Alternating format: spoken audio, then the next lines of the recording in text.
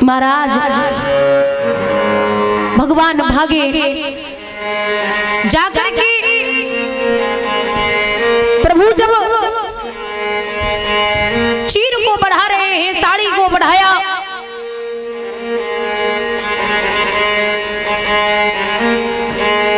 तो समझ गए पांडव कि आज फिर मेरे मोहन ने धर्म का साथ दिया है, धर्म का साथ दिया है परमात्मा ने।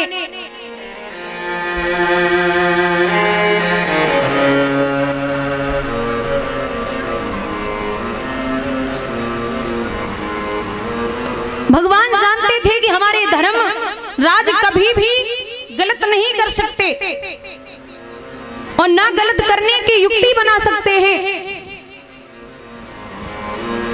यहां तक पूरा महाभारत जो हुआ था और महाभारत की लड़ाई में सिर्फ 5 पांडव और कृष्ण पांडवों की तरफ और इधर 100 कौरवों की सेना, क्योंकि भगवान ने कहा था कि तुम्हें क्या चाहिए, तो दुर्योधन ने कहा था हमें सेना चाहिए। अकेले कृष्ण हैं पांडवों की तरफ।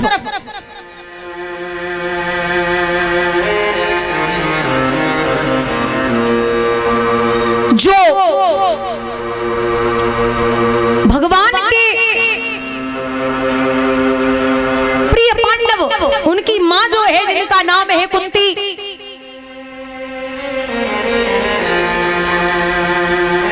और कुंती को भगवान बुआ बोलते थे।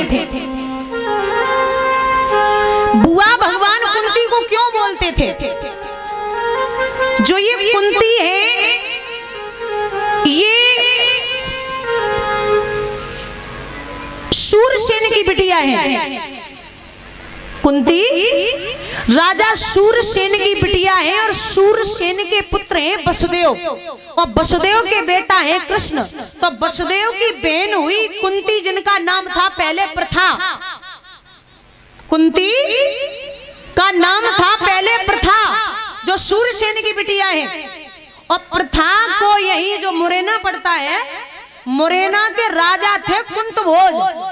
कुंतभोज की कोई संतान नहीं थी, तो इन्होंने प्रथा को गोद ले लिया। अब राजा थे कुंतभोज, तो बिटिया को नाम पड़ गया कुंती। इसलिए भगवान कुंती को बुआ बोलते थे। और भगवान की ऐसी कृपा है कि कुंती ने हमेशा कष्ट ही कष्ट झेले। कुंती की शादी ऐसे व्यक्ति से हुई थी जिन्हें श्राप लगा था कि अगर औरत के पास जाओगे तो आपकी मृत्यु हो जाएगी। राजा पांडु, जिन्होंने सहवास करते समय हिरणी को मार दिया था, तो श्राप लगा था उनका कि जैसे मैं मर रहा हूं वैसे ही आप मरोगे। राजा पांडु की दूसरी पत्नी थी जो दिखने में बहुत सुंदर थी, जिसका नाम था माद्री। वो इतनी सुंदर थी राजा स्वयं को नहीं रोक पाए। जैसे ही पत्नी के शरीर से स्पर्श किया, राजा पांडु की मृत्यु हो गई। और ये जो कुंती है, इनके कुआरे पे एक पुत्र का जन्म हुआ था, जो तपस्या की थी सूर्य भगवान की, जिनके संयोग से पुत्र हुआ था, जिनका नाम पड़ा था कर्ण। कर्ण जो है ना, वो बड़ा बलवान था और शक्तिशाली। एक बड़ा प्यारा उदाहरण विद्वान देते हैं, दादा ध्यान से सुनना, कि एक समय ये धृष्टराज जो थे, इनको बड़ा घमंड हो गया था कि मैं बहुत बड़ा दानी हूं, मैं बहुत बड़ा दानी हूं। लेकिन धृष्टराज जी का घमंड दूर करने के लिए भगवान ने एक युक्ति बनाई। एक महात्मा जी आए धृष्टराज जी के यहाँ पे, तो उन्होंने कहा कि मुझे हवन करना है और हवन के लिए चंदन की लकड़ी का उपयोग करना है तो चंदन की लकड़ी पूरे यहाँ जितनी जगह है जंगल में वहां सब बरसात हो गई है, पानी भरा है, तो चंदन तो कहीं है नहीं सूखा, और हवन करना बहुत जरूरी है, यज्ञ करना बहुत जरूरी है, तो चंदन कहां से आएगा? तो धृष्ट राजी बोले कि अब चंदन कहां से लाएं? बोले काम करो, जो अपने यहाँ धृष्टराज जी ने कहा कि जो अपने यहाँ अंदर कमरे में चंदन था तो उसको लेके आओ, कमरे में जो रखा था। एक सिपाही गया, जाकर के कमरे में देखा तो वहां भी नहीं है, खत्म हो गया। तो जाकर के कहा महाराज ये संत तो हमें लगता है वापस जाएंगे, चंदन तो नहीं है। बोले तो फिर क्या करें? अरे भगवान बोले कोशिश करो शायद कहीं मिल जाए। बोले नहीं महाराज माफी चाहूंगा, और जंगल में भी नहीं है और आसपास कहीं राज्य में भी नहीं है, और मैं सोच रहा था घर में चंदन होगा, वहां भी नहीं है। मैं दानी तो बहुत बड़ा हूं, ये संकोच करने की बात नहीं है। भगवान बोले अब तुम्हें दिखाता हूं कि दानी कौन बड़ा है, चलिए। तो एक समय भगवान कर्ण के यहाँ पहुंचे उस साधु को लेकर के, तो साधु साथ में है। कर्ण ने कहा कि महाराज क्या चाहिए, मेरे यहाँ से कोई विमुख नहीं जाता, मैं जो बोलता हूँ वही करता हूँ। बोले ठीक है, तो एक काम करो, जाओ देखो जाके कमरे में चंदन होगा, रखा रहता है। सिपाही गए, जाकर के देखा तो कमरे में चंदन नहीं है। कर्ण से कहा महाराज है ही नहीं। कर्ण बोले चंदन नहीं है। तो संत जी बोले महाराज हमें लगता है आज यज्ञ नहीं हो पाएगा, मैं ऐसे ही जाऊंगा आपके दरवाजे से। कर्ण बोले आप भी कैसी बात करते हो, कर्ण के दरवाजे से और संत विमुख होके चला जाए, हो ही नहीं सकता। मैं शरीर को कटवा सकता हूँ, शरीर को जला सकता हूँ, लेकिन आपको कभी विमुख नहीं जाने दूंगा। फिर कहाँ मिलेगा? बोले जाओ। एक सिपाही को भेजा, बोले जहां मैं सोता हूँ, जहां मैं सोता हूं उस कमरे के ऊपर जो पटान है, जो कमरे की छत है वो चंदन की है, मैंने उस पर चंदन लगा रखा है, आप वहां का सारा चंदन ले आइए। पूरा चंदन तुड़वाया गया। महाराज संत जी को वो चंदन दिया। अब भगवान ताली बजा के हंसे और धृष्टराज जी को कहा बोलिए कि कौन बड़ा दानी है और कौन विमुख नहीं जा सकता। तो जवाब दिया है हाँ महाराज ये सत्य है कि कर्ण से बड़ा दानी न कोई हुआ है और ना ही कभी होगा, क्योंकि वो कर्ण है जो स्वयं भगवान के सामने आज कौरवों की तरफ से लड़ाई करने को गया था। ऐसा वीर, जबकि भगवान जानते थे कि ये वीर ऐसा है, अगर मैंने वार कर दिया मुझे पता है ये कितना बलवान है, स्वयं लड़ाई करने के लिए कर्ण पहुंचे। और भगवान भी ऐसे हैं, जीवन में कभी इतना नहीं रोए जितना अपने दो भक्तों के लिए रोए हैं। कौन कौन से? पहले हैं जटायु और दूसरे हैं कर्ण। पहले हैं जटायु और दूसरे हैं कर्ण। जटायु को भगवान ने अपने हाथों से जलाया था और कर्ण को भगवान ने अपने हाथों पे जलाया था। बोलिए गोविंद भगवान की।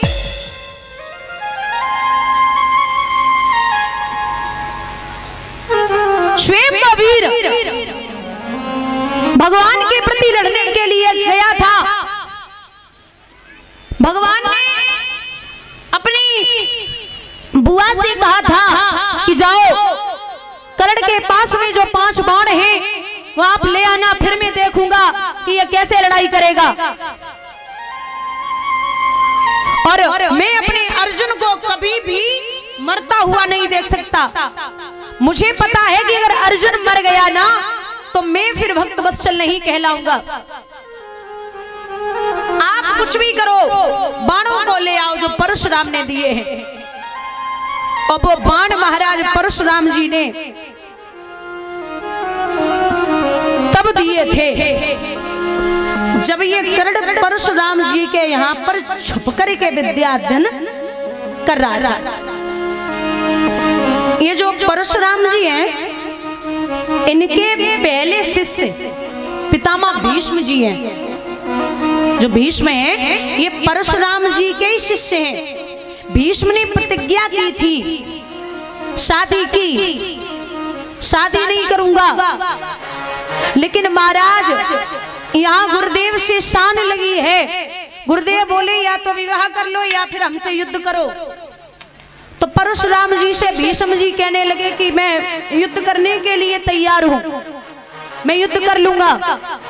अब गुरु के सामने चेला खड़े, बहुत बड़ी बात है, सामने परशुराम।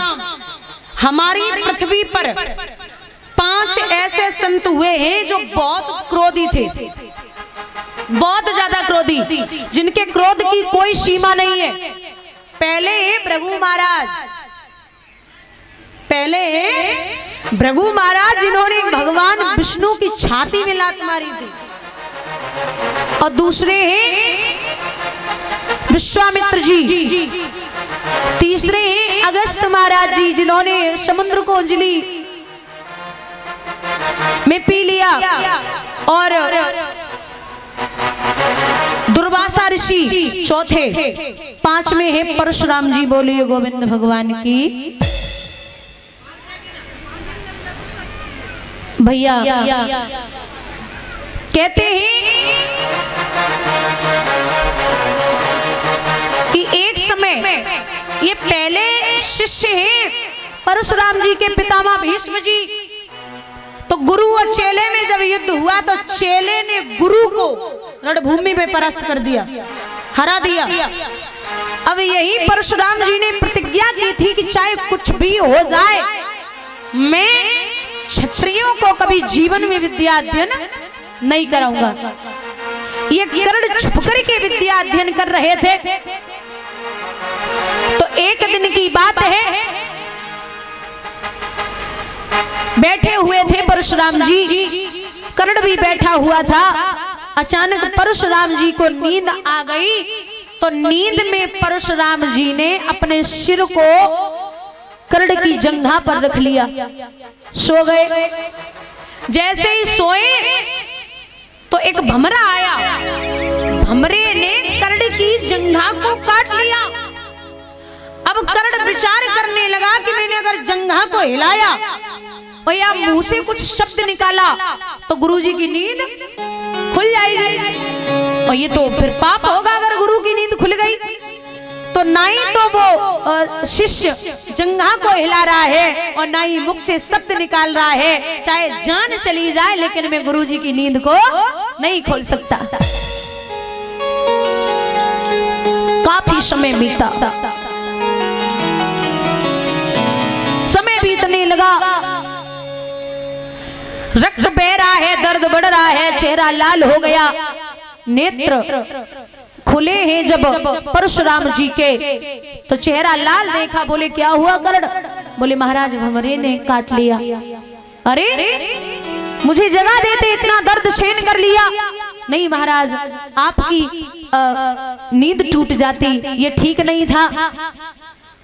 तो मुस्कुरा करके परशुराम कहने लगे, सच बताना कर्ण, तुम किसी ब्राह्मण के बेटे नहीं हो। इतनी सामर्थ्य और मैं तो नहीं सोच सकता, मुझे बता दीजिए आप कौन हो।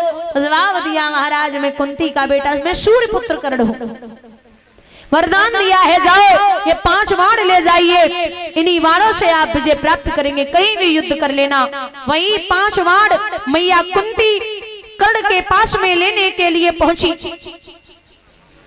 जब लेने के लिए पहुंची तो कर्ण ने पूछा, मां तू मुझे बता देती यहां तक कैसे आ गई, कोई काम था क्या? जवाब दिया, नहीं लाला, मेरा आज मन हो गया, मैं सोच रही थी कि बेटे के दर्शन हो जाएं। नहीं मैया, मुझे ये मत बता, क्योंकि मैं जानता हूं कि तू कर्ण की, वो अर्जुन की माँ है, कृष्ण की बुआ है, बिना मतलब के नहीं आ सकती। मुझे बता दे क्या काम है। लाला जो 5 बाण है वो तू मुझे दे दे, और मैं चाहती हूं कि तू कल के युद्ध में मत जाना। कर्ण बोले, मां जमीन आसमान एक हो जाए, सूर्य इधर से उधर हो जाए, लेकिन मैं कभी भी अपने वचन से पीछे नहीं हटूंगा, मैया कुछ भी कर ले मैं नहीं मांग सकता। और तू एक बात बता, हम तो तेरे बेटे ही जैसे हैं, अगर एक अर्जुन मर जावेगो, अगर एक अर्जुन मर भी जाएगा तो एक करण तो जिंदा है, तेरे तो 5 के 5 हुए, तो कौन सी बात की चिंता है? चिंता ना कर, युद्ध होने दे। नहीं लाला, बेटा तो बेटा होता है, चाहे फिर वो छोटा हो, चाहे वो बड़ा हो, चाहे वो बीच का हो, लेकिन पुत्र तो पुत्र है। और माँ से ज्यादा बच्चों की परवाह कोई नहीं कर सकता। लाला तू युद्ध मत करना। लेकिन कहा माँ ने कर। और एक बात कही है मैया, चिंता करने की जरूरत नहीं है,